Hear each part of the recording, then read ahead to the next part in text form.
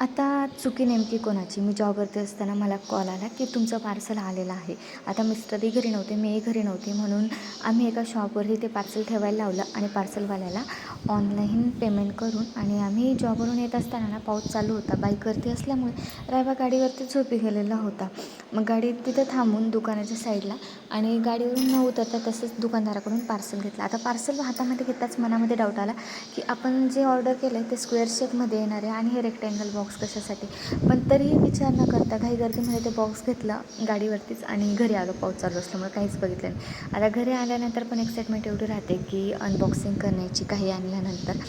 तर रायबा गाडीवरती झोपलेला असल्यामुळे लगेच त्याला झोपवलं आणि मी साडी चेंज केली, साडी ओली झाल्यामुळे. तर मग लगेच बॉक्स खोलण्यासाठी घेतला. आता एवढं बरं झालं की एका साईडने बॉक्स ओपन केला.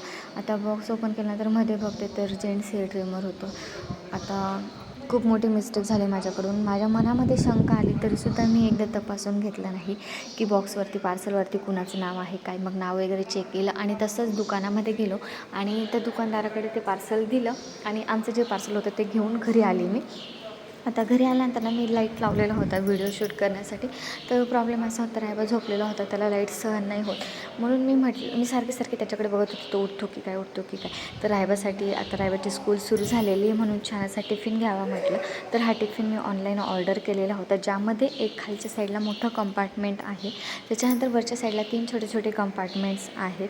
कलर कॉम्बिनेशन एकदम मस्त आहे. एक स्पून आहे आणि एक फोर्क आहे. तर मागच्या एका व्हिडिओमध्ये मी तुम्हाला त्याची पाणी बॉटल शेअर केली शॉर्ट्स व्हिडिओमध्ये, ती पण तुम्ही पाहू शकतात. आता रायबाला पण न उठल्यानंतर हा टिफिन दाखवला, तर रायबाला पण टिफिन खूप आवडला. आता माझ्या एका छोट्याशा चुकीमुळे ना माझ्याकडून ते पार्सल ओपन झालं होतं, पण मग मी पूर्ण काही ओपन नाही केलं. बरं झालं, व्यवस्थित एका साईडलाच कट करून मध्ये चेक केलं आणि तसंच आहे तसं पार्सल मग मी त्यांचं रिटर्न करून दिलेलं आहे. तर पुन्हा अशी मिस्टेक नाही होणार, कारण एकदा झालेली मिस्टेक माणूस पुन्हा पुन्हा करत नाही.